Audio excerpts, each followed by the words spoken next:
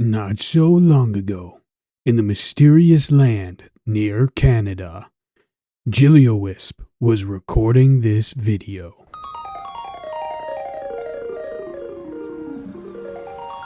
Oh hey, I didn't see you there. Welcome to my channel. If you're new here, if you're not, then nice to see you guys again. Today we're going to be taking a look at the 2010 Scott Pilgrim versus the World. Now, last night was the first time I had ever actually watched this movie. I've seen clips of it, but I've never watched it all the way through. And we're just gonna take a look and see if it's as good as I've heard it to be. Is Scott here? You know what? He just left. Happy belated Valentine's Day for those of you who celebrate, and for those of you who do not, happy Friday.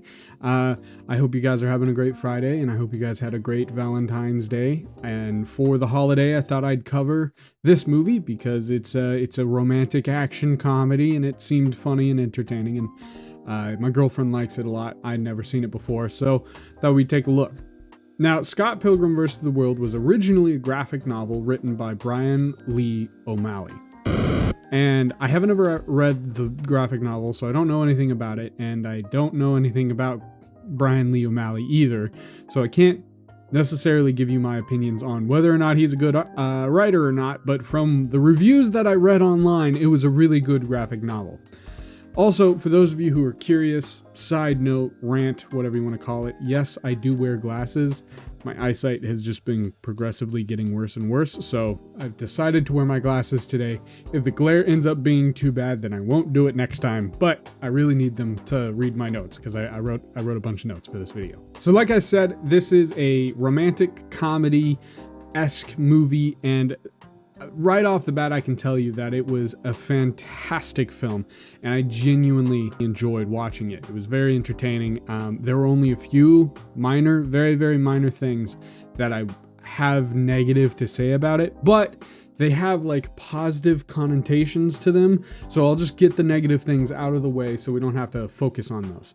Give me 1 second, I'm gonna grab my hat. My hair is bugging me. Your hair's cute. I like it long. But it'd be cuter short, wouldn't it? What? What? Why are you wearing that hat? I thought we could go for a walk. So to get the negative things out of the way, hello, I'm back. The relationship between Knives and Scott is not great. How old are you now, Scott? Like 28? I'm not playing your little games, kids. So you've been out of high school for like 13 years. I really didn't like that. It made me a little uncomfortable, I will say, because he's 22 and she's 17 and still in high school, and that is just general not great. Also, the amount of racial jokes that are said towards her it was a lot. It was kind of, I mean, don't get me wrong, they were funny for 2010 and still are kind of funny, but it was really an interesting thing to look at because I'd never seen this movie before, so I didn't really know what I was getting into.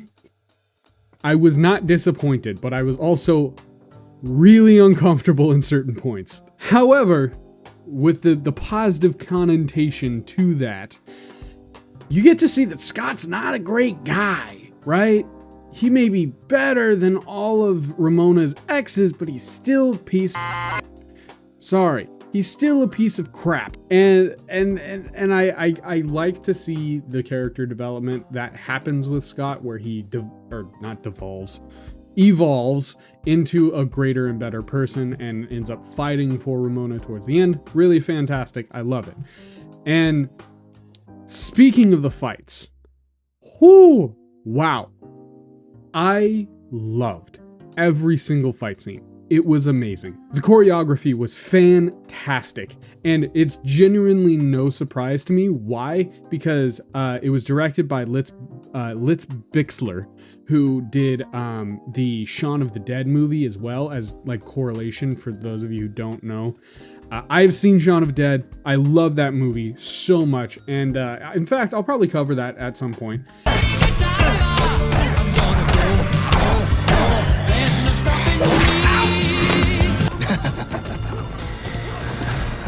actually hilarious.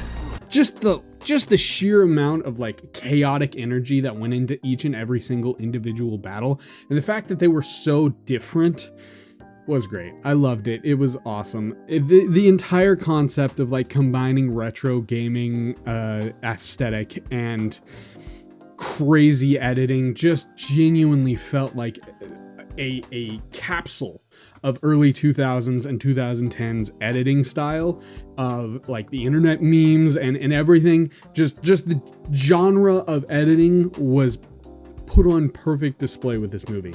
Fantastic. The crazy editing, the wipes and stuff. It was crazy. I loved it. Now, building on the chaotic energy that was the editing, we have the humor and how distinct each and every single actor brought their own unique humor and levels of character to not very like no character really had much going into it. Like that's something that you have to understand when you go into this movie. It is a very surface level story. There is not a lot going on in the background. There's not a lot of either necessary or unnecessary detail that you need to pay attention to. There's no like general growth. It's just a very simple and chaotic story, and each and every single actor and actress that came into this movie came into it full force and genuinely brought their A game. Like not a single one of the actors or actresses disappointed. I loved every single one of them, including New Neil or Little Neil or whatever his name is, played by Johnny Simmons. He's just the awkward dorky dude in the background, but he does the awkward dorky dude in the background so well. It like all of the background characters, all of the main characters, all of the fight scenes, just generally a very good movie and a very entertaining and chaotic movie that when it comes down to it is still a romance movie, which is precisely why I'm covering it for Valentine's Day. And to speak on the romance, we have like 3 main relationships that happen throughout the movie. You have Scott and Knives, who I completely disagree with and don't like. That entire relationship was uncomfy, to say the least. You have Scott and Ramona, and their relationship is amazing. It's beautiful. It's clearly a healthy relationship that both characters really, really needed at this point in their life, and hopefully continued on after the movie and such. And the third relationship is actually more than 3 people. You have Wallace and every other male actor in the movie. Wallace was great. I loved that. It was fantastic. Presumably, you just saw some guy's junk. And I apologize for that. Okay. And he apologizes too. Sorry.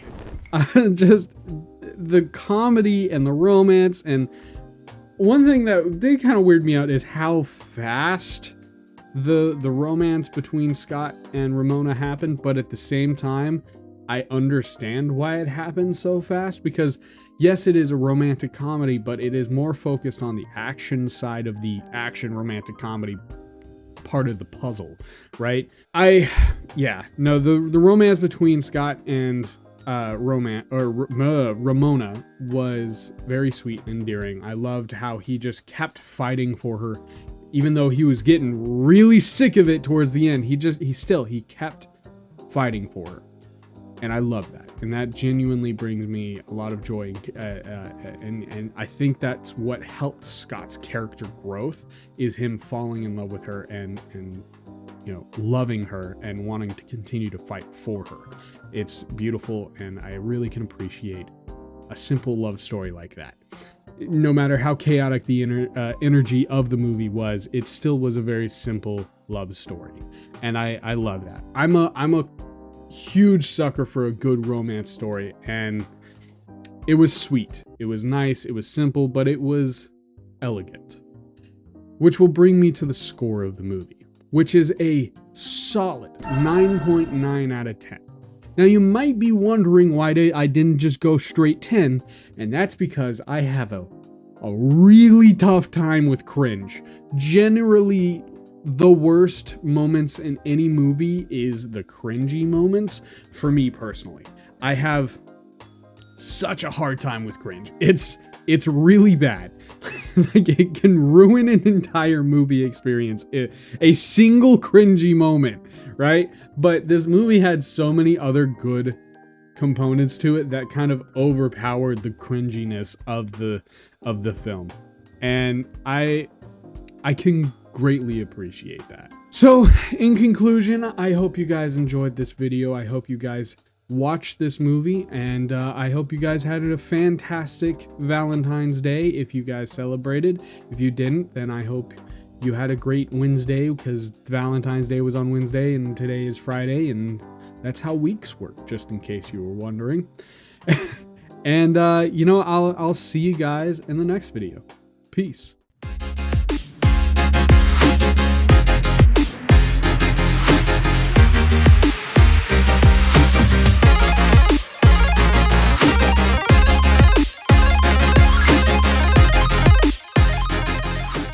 So I've been really liking doing these little PS note things, and so I'm just going to continue doing them because they let me, you know, put out final thoughts on other things that aren't necessarily specifically towards the movie.